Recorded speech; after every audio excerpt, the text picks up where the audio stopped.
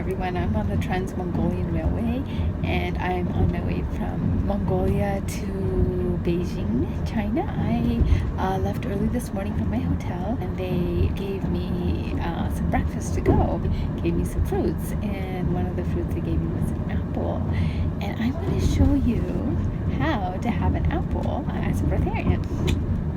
So as most of you know, I'm on my breatharian journey, and it's been almost 11 and a half months since I've not had any solid food.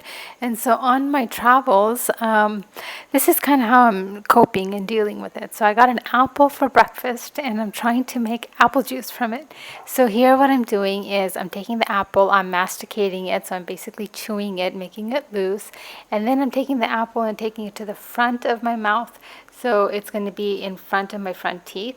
And then what I'm doing is sucking it. So I'm sucking it. So the juice is basically coming out, and my teeth are like a strainer. Of course, I realize you can't do this kind of stuff in public, so I'm doing it in the privacy of my own cabin.